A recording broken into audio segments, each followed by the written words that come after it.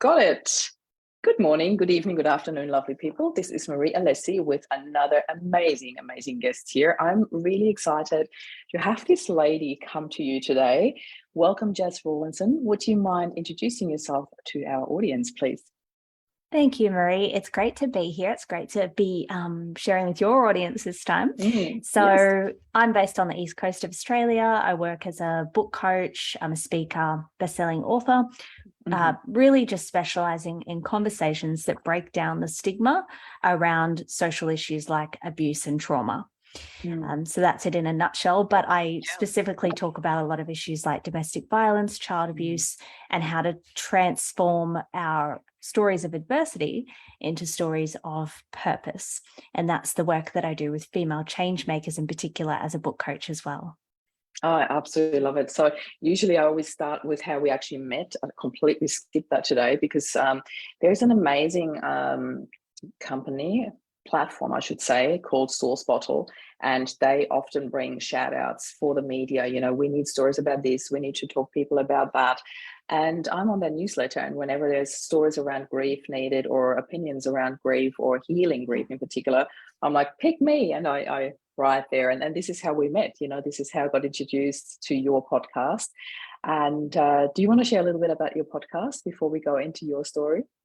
Yeah, sure. So my podcast is called Authors of Impact, and that's why I invited Marie on, for anyone who's watching along, because I was really interested in the similarities in our stories when it came to grief and loss, and also the incredible work that you've done and how you've, I guess, used your grief as a platform, used your grief to help others as well and to bring them through that and help them come out the other side. Yeah. But yeah, I loved having you as a guest on Authors of Impact and just hearing more about your books and what inspired them and what the process was like. So for anyone that's interested, I would definitely have a listen to that interview. It'll probably be going live in the next month. I'm happily going to share it as well, of course, you know, on my platforms when it comes out. Yet the reason why I invited you to come back to speak to me as well, I really wanted to share your story because obviously you've got quite a story to tell that led you to starting this podcast, and also that led you to writing your own books that help other people share their stories. So I'd really love for you to, you know, share that story with our audience here and tell us a little bit about your background and your experiences that led you to this. Yeah, sure. So the easiest way to tell my story is that, like many people, I grew up in a home with family violence. My father was not physically violent to me, but he was very emotionally and mentally and verbally abusive. And as a child growing up in the 1990s and the early 90s, there wasn't any real understanding or advocacy or awareness at that stage or education about the non-physical aspects of domestic violence. We didn't hear about words and phrases like coercive control. We didn't understand things like financial abuse and spiritual abuse and all of those things. And sometimes I used to think, you know, if only, and it was like a horrible thing to think about, but I used to wish that my mother at least had some bruises that she could show people so that they would know what was going on. But any bruises that she ever did have were in areas where they couldn't be seen, like under a sleeve or something. So most of the time, the abuse towards her wasn't physical. So it was really difficult trying to navigate that as a teen. And I talk about this a lot in my new book that's coming out very soon about what it's like being a child in that situation with, you know, one wonderful parent who's trying to uplift you and one really, really toxic parent who's constantly trying to bring you down and destroy you emotionally. So that was a little bit about... Can I just quickly ask, Jas, I don't want to interrupt your story too much, but I don't want to then drag you back there. At what age did you actually notice that it's just not okay what's going on there? Because there's also that, you know, in the childhood you grow up as completely, you know, you take everything in as is. You don't have that filter yet as in what's right, what's wrong. Like you sort of feel it. But when did you actually realize, hey, the way my dad is actually not cool? Well, I would say that I was chronically depressed from the age of 10. So I already knew from 10 that something wasn't right, but I didn't know yet what that was. So depression, anxiety, I had all of those really from age of 10, because I remember being 11 or 12 in the playground and feeling constantly like there was this invisible force that was just like clawing at my mouth. Like that's how the sadness felt. Like I just was that overwhelming that I just felt like I couldn't even hide it, although those around me didn't really seem to know. But I don't think it was until I was probably maybe 15 and I had a great group of girlfriends, and I would notice every time I went to their houses, well, their dads seemed like really lovely people. And in hindsight, we know that people will put on a show for their guests. And my friends did, most of them had really great dads, but not all of them were perfect. And some of them were, not the best in certain ways. But for the most part, my friends all had these beautiful fathers who would support them at drama or whatever they were doing, really caring. And I would just think, why do I not have this? Why is my dad not like this? Why is he always tearing me down, criticizing me, screaming at me? Why do I always feel like I'm walking on eggshells? I'm always afraid. Everything I do is wrong. Nothing I ever do is right. And so I think it might have actually not been until I was 16 when I finally told my boyfriend at the time and my best friend what was going on. I don't think it was until then that I went, oh, this is not right, but still didn't really have words for what it was. That's an incredible long time to not share with anyone, to just 6 years or so, really, 5 or 6 years of just keeping it to myself. Were you able to talk to your mom at least about this, or was it not spoken about between you either? Yeah, she was incredibly open with me. And she was that parent who was always trying to build her children up and trying to support us and tell us that we were smart and intelligent and all the things that my dad would tell me in particular that I wasn't. So we did have very deep conversations, but it was difficult because I would sometimes cry to her and scream and say, why can't we just leave? I don't understand. Why can't we just leave? And like many women, she was a working mother, but her work was sporadic at times, and we didn't have family to go and live with. We didn't have that support. So she would sometimes say, I don't really want to take you guys to a shelter.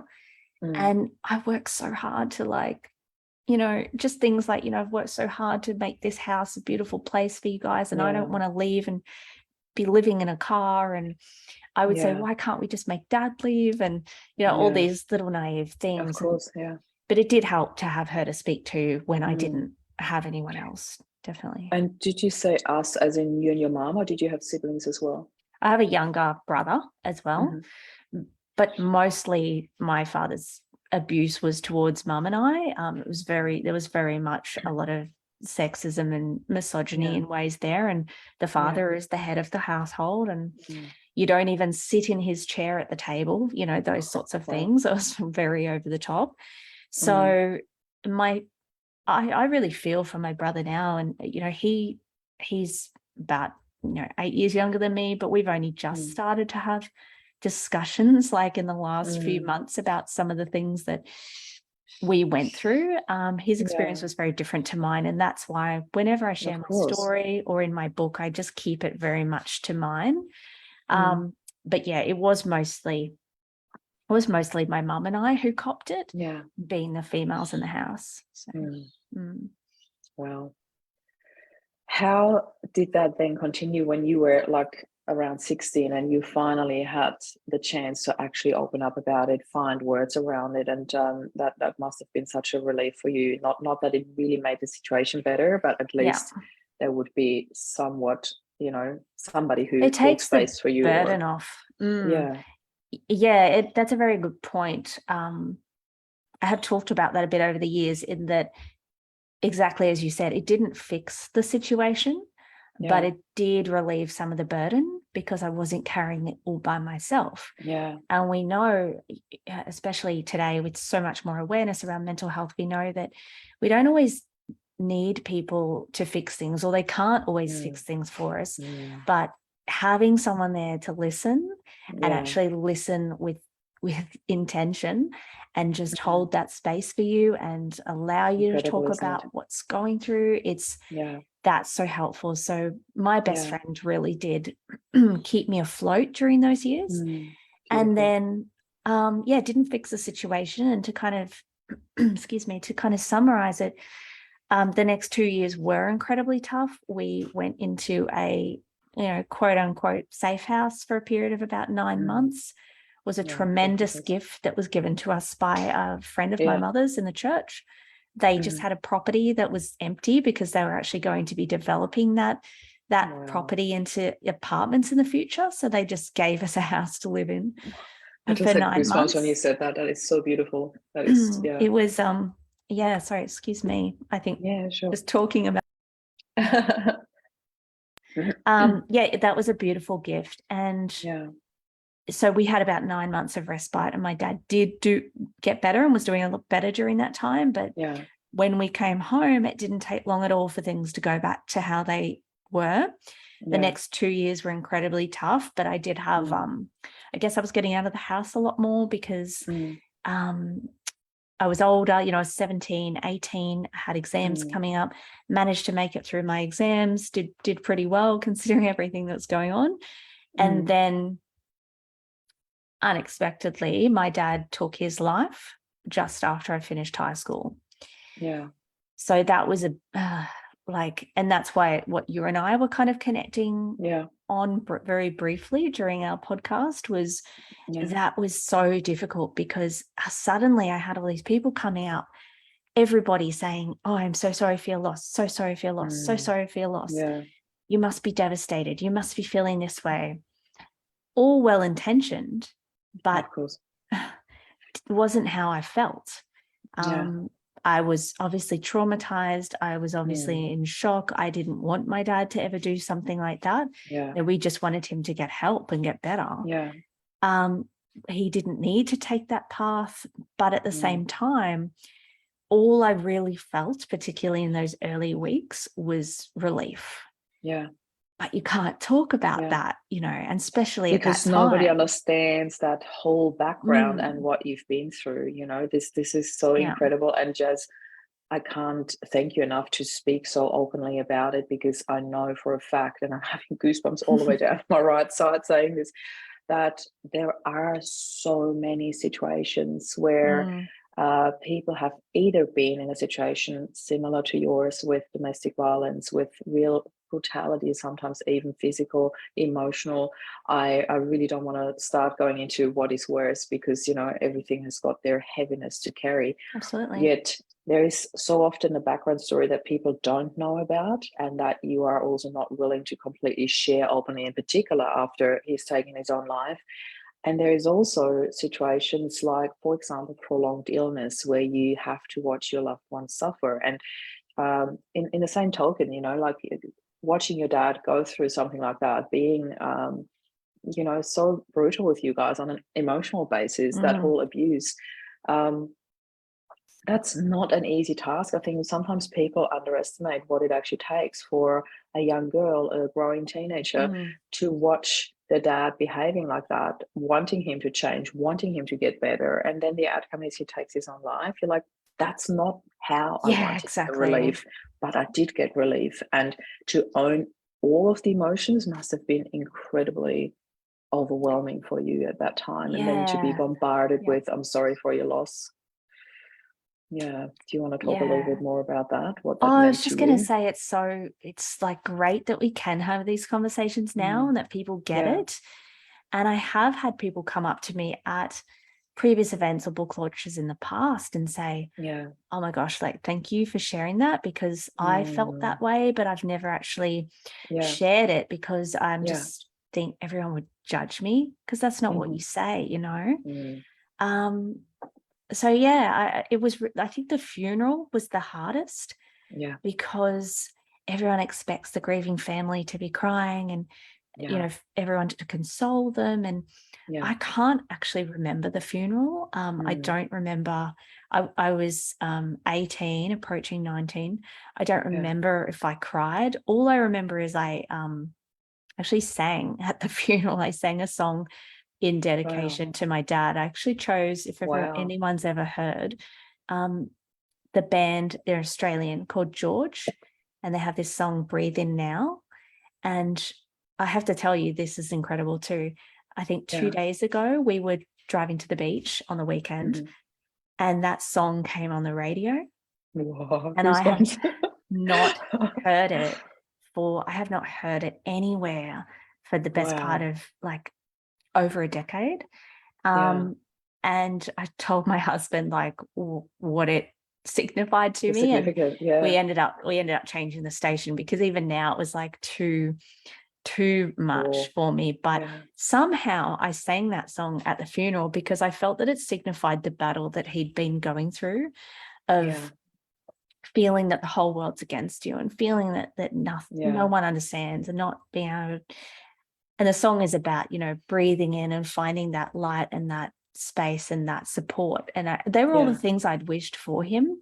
So somehow I managed, I don't know whether I had dissociated in some way. That's not something I've ever done as far as I understand. But I just think the grief and the shock, I don't have any memory other than knowing that a very brief memory of singing at the funeral. One of my best friends drove me in her car because apparently I'd said I didn't want to be in the funeral procession car because I didn't want to be surrounded by all those people who were like, you must be so devastated. I'm so sorry for your loss.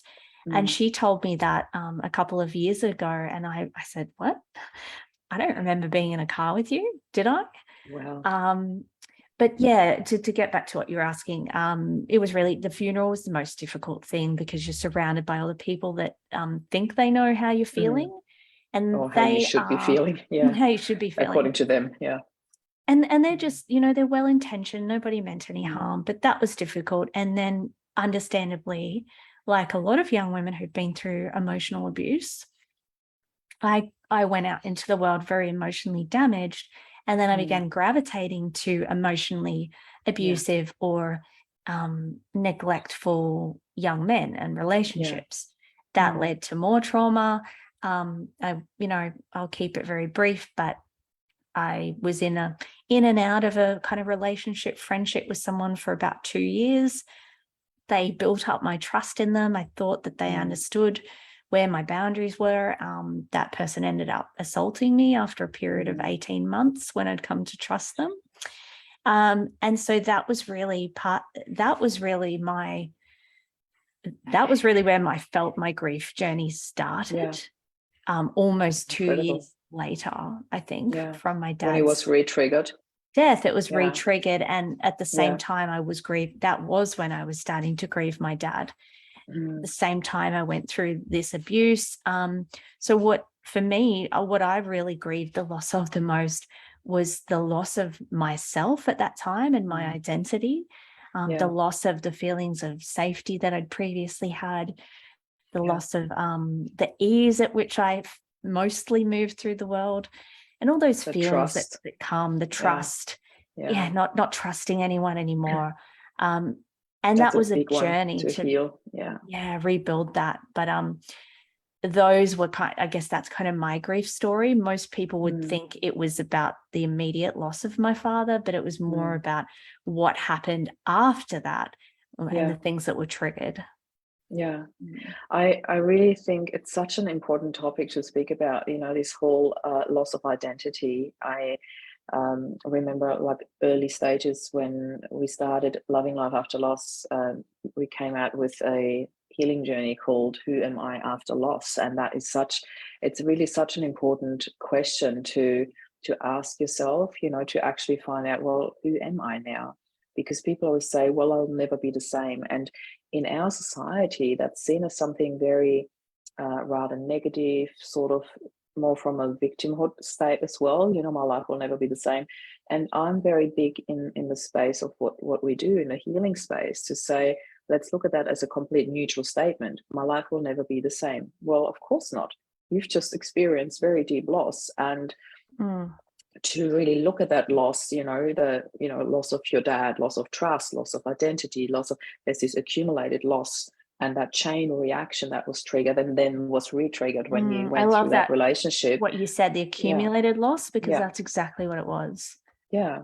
And to work then through those layers and heal all those layers, that takes time, that takes dedication, but it also takes recognizing it. You cannot work on something that you don't acknowledge or recognize. And there is this process that you need to go through. And I really admire that you did that. I really want to say kudos to you for doing the work, for working Thank you. through it, and for the work that you do now with it. So I want to ask you another question around that, if you don't mind. At what stage or age in your life did you realize that all of that trauma that you've gone through, as in your dad's behavior, your dad's emotional abuse, that it wasn't actually about you? Yes, I think my mother had always tried so hard to build me up to understand, like, it's not about you. You haven't done anything wrong. But I still internalized that until he was gone. Yeah. I think once he was gone, I didn't feel so much it was about me. However, for most of my life, and this is what's been really interesting about the last 5 years into my business journey and my advocacy journey, is that I didn't really want anyone to know about what had happened. I'm not sure if I was ashamed. I don't think it was that. I think it was just, I didn't want the reactions from people. That's what it was. Say it's that label that comes with it's it. that, oh my gosh, oh my Yeah. gosh, I'm so sorry. Oh my God, that's so traumatic. Like the overwhelming responses people have. I can so relate to that. And I just didn't want to talk about my dad at all either. I just wanted to move on with my life. So even in doctor's appointments, if they would ask for family history, I would just say, I don't want to talk about that. And if they forced me to, which one male doctor once did, was incredibly traumatic, because I just didn't want to talk about my dad at all. Yeah. However, it wasn't until I started to do advocacy around things like domestic violence, and obviously began to slowly share some of my story, that I became a bit more comfortable with talking about it, and then realizing that I wanted to use my voice as a writer and an advocate to begin helping other women to understand these non-physical signs of, and men as well, but helping other people to understand these non-physical components of domestic violence and what it involves. But it was actually only very, very recently, I think maybe a journalist asked me about, how do you feel now about your dad, or how do you feel now looking back? And I was like, if you'd asked me this 5 years ago, I would have said, I would have still been so bitter and like, don't want to talk about him. I hate that person, I hate what he put us through. But it's only now, after writing 4 books and telling my story in full, that I've gone, I do now have empathy and understanding for what he put us through, and for his journey and what he was going through, and the fact that he just didn't believe that it was he just thought it was weak for him to get help or to speak out. And I can see that must have been a really heavy burden to carry, for him to feel that he only had that one other option to free us from his abuse instead of getting help. So it's sorry, I can't remember the original question you asked, but it's a long journey. I love where this is going. I love where this is going. It was, the original question was just like, at what stage you realized that it wasn't about you, and you pretty much answered that anyway. I think it's process. only because in the process, sorry. Go. In the process of writing my newest book, which is called The Stories We Carry, I did include a short sentence where I wrote about how sometimes I wish that I knew whether it was about me or whether it was what he was dealing with. And this is actually what I was thinking about on the weekend when I heard that song come on that I'd sung at the funeral. And I put something out, to the universe and to God, and we'll see what happens. But I was like, I would love if you just showed me this very particular sign that shows me. Oh my God. So I'm kind of still there, and I'm like waiting to see if I see this random symbolic thing from our childhood. But just to like know, like, was it actually about me? And I don't feel that it was, but I still want that in a way. I'm still looking for that. So and I'll you don't let you see know that song as a sign already. That is such an amazing sign. Like, there was seriously. that, and I was like, maybe that's the sign. But then I was like, I want this one other thing to happen. I understand that so well. I'm going to share something quickly with you. I've shared that with a couple of people now, but I find it really, really incredible that you know, Rob, my husband, died a bit over 4 years ago now, and about 2 months ago, his dad passed away. So it re-triggered a lot. And 3 days before Rob's dad passed, I started getting really, really clear and serious signs from Rob, like on a daily basis. And one of the things that he seems to find really funny is that he comes into every single Zoom meeting I have. And the way he does it is, you know, the buttons that you can press to raise hands and thumbs up and all these little signs that you have. He does it all the time. Like when I'm in Zoom meetings, he comes, like I would talk about something related to him and I get a thumbs up. And people usually don't see it, not always, because he comes up as a little thumbs up and the circle around it, it's like it's loading and then it disappears again. Whoa. And every now so and it's then not someone pressing it in the group. No, I'm talking here with like, it's on my screen. So it would show up on my screen, not on anyone else's. It's on my screen. Oh my gosh. And a thumbs up comes up and it just loads. And just before it loads fully, it disappears again. So it almost feels like it's just for me. But every now and then it loads full circle and it stays there. And people have seen me talk, because I talk a lot with my hands. So you see my hands in the screen and like, how did you just press that button? I said, it's not me. And it's so interesting because we had it at the very beginning of our conversation too. We were talking about something and I got the thumbs up from Rob. I'm like, but I didn't want to interrupt your story. I'm like, oh, there he is again. You know, it's You're really, like, Rob, like just pipe down for a minute. I'm like, that's can so you let beautiful. me talk? Yeah. And I'm sharing this story because I remember saying to him, because I am now so accustomed to it. It literally happens in every Zoom meeting now. It's not just every now and then. In every Zoom meeting I run, I get at least one thumbs up and sometimes up to 30, 40 times. It's ridiculous. And I said to him, hey, can you just give me a love heart every now and then? I always get the thumbs up and hand raising. Can I have a love heart?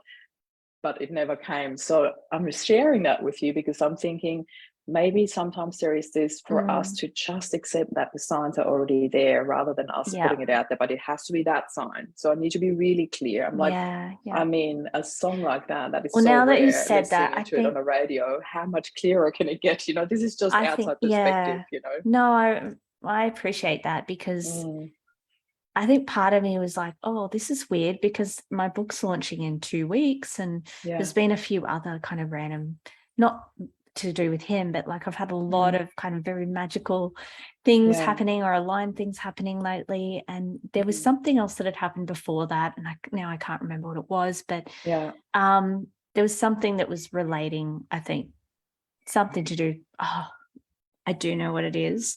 I have to be careful how I share it, but this is, I feel like there's a lot of healing that's in the process of happening.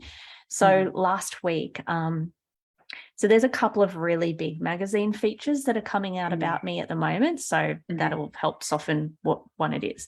But there's a big magazine feature coming out on me soon. I had actually pitched myself to them 5 years ago when I was essentially told, sorry, unless you pay us for advertorial, we can't do anything on you, which was upsetting because that was when I'd first started my journey of like my very first book. It's part of a series called Reasons to Live. And the book was filled with stories from other people who'd come through loss or grief or trauma and how they got through it. And I was trying to get the messages out about, you know, suicide prevention and share why this was important to me because of the loss of my dad. And I just kept coming up against roadblocks. And it was, we won't pay, we can't share about this unless you pay us. Nobody wants to hear about issues like suicide. Somebody might go and hurt themselves if they hear you talk about people who've survived and overcome depression and mental illness. And it was just like one roadblock after another. In the last few weeks, that magazine reached out and wanted to do a full feature on me, no costs involved, which was, I was like, this is amazing. This shows how far I've come. And obviously people see me now as a leader in the space of talking about mental health and trauma recovery. Yeah. And I thought that was amazing enough, because it's almost 5 years to the day. However, last week, as I was preparing for this checking, when's the magazine coming out, I thought I'll just go into their social media and I'll just see if I can see when the mag's going to come out. The very first thing I see at the top of their social media page was the sister of the man who abused me when I was 20. Oh, whoa. I have not seen her, spoken to her, had anything to do with her. Lovely person, but, nothing wrong with her. But I've not been in contact with her for over 16 years. Wow. And I just went, what the F, universe? Like, what is going on? And the reason she was on there is because she now works for that magazine. No way. Oh my God. I know, right? Oh I was like, is this a retrograde or yeah. And I went into like a bit of like, I had this flurry within me, this like bubbling anxiety, because she's, like I said, she's a wonderful person. The only interactions we ever had were great. I remember her being a lovely and supportive person. But I thought, how is this timing? How is it that I'm finally going public with my full story, including what I went through with her brother? Yeah. And now, not only do I see her face online after ensuring that I'd blocked all of his family on social media about 6 weeks ago in preparation for my book, how is it that I'm seeing her and she's working for the company that's about to promote my story, which includes very briefly about her brother. Is he going to be outed though in names? No, not really. Sorry. No. The way that I talk about things is very brief, and there's no way to know who I'm talking about. Yeah. And it was very brief it was a very brief discussion of, sexual assault is something I went through, and this is what helped me overcome it in the days and weeks afterwards and years afterwards. So there's nothing, even if she did recognize me, she wouldn't know it was about him. Yeah. Have you talked to her about it though, or not? I haven't talked to her since you've seen her on there? I have talked to other family members of his a couple of years ago, and that is included anonymously, but that is talked about within my new book. Yeah. So I thought, how is it that she's working for them? And I did feel nervous at first, but then I went, oh my gosh, this feels big in a way, because how it is it confronting and it is big. It is just incredible. But then I realized she is literally going to be doing the footwork for me in sharing my story with the world. Yeah. She is literally going to be taking it out. Oh my God, it's incredible. Incredible. So I love when these things happen. And may I offer you a little bit of feedback that came up for me when you talk about the roadblocks? I literally see it as such, when people, when you think of actual roadblocks in the traffic sense, these roads are blocked because they are not really rideable, drivable, whatever the correct word is, the correct term. So there's a reason why they are blocked, but eventually when you go past these, you come to the destination where you wanted to go. And it might be a longer path, but it was the right path because you arrived safely. And you could have had, I don't know, driven into a hole or whatever if you would have gone past the roadblock and go that road anyway. So I always see it as such a beautiful, well, I've just been redirected onto the right path and I got to my destination anyway. And I really love that.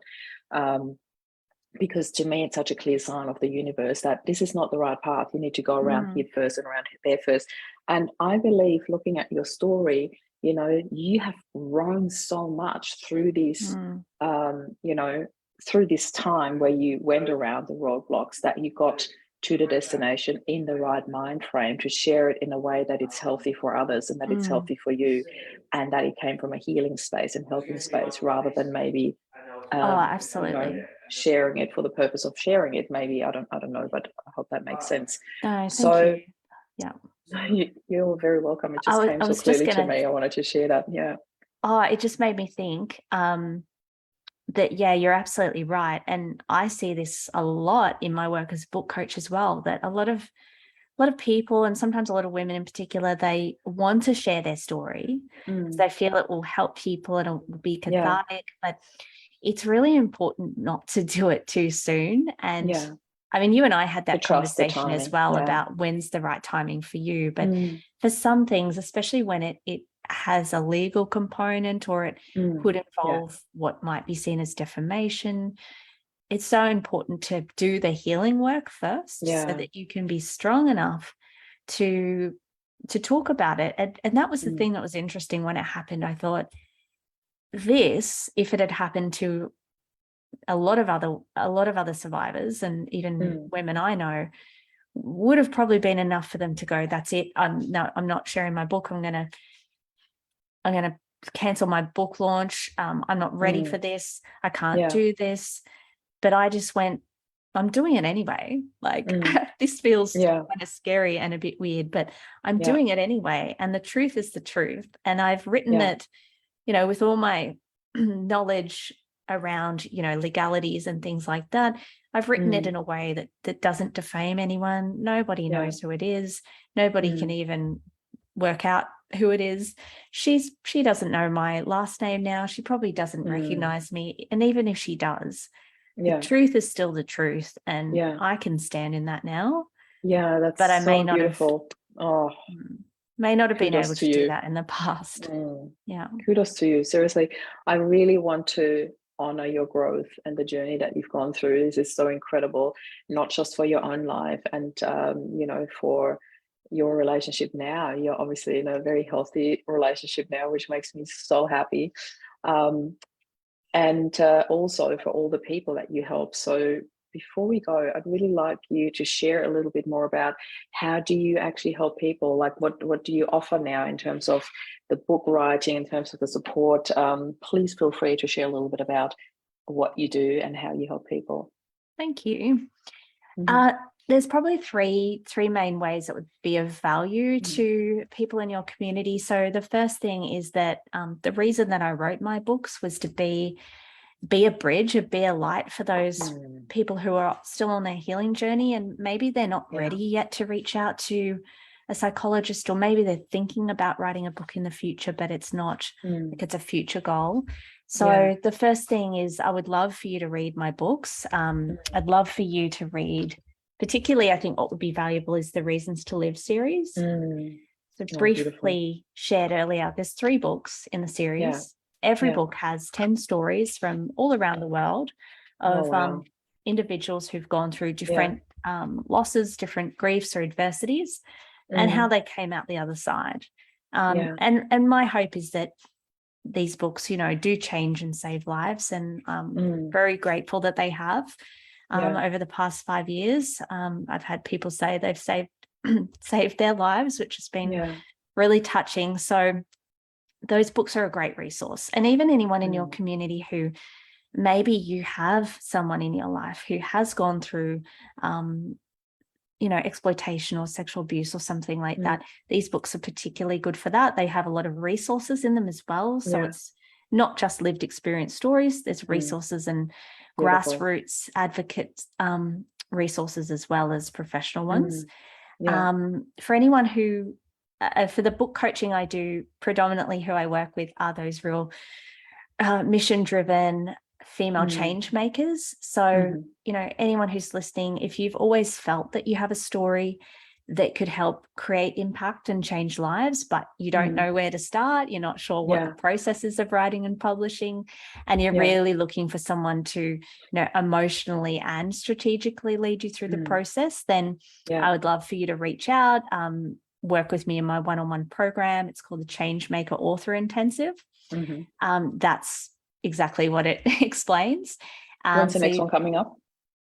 Yeah, so that's one option is you can work with me one-on-one in the Changemaker Author Intensive, or I have a really great 2-day virtual mastermind that I'm running in late October, which is a great way to work with me, especially if you, like, maybe you're new to book coaching, you want to get a taste of it, or you love just that like acceleration of momentum and progress. So that's going to be October 26th and 27th, I think it is. Perfect. I will send you the link to that.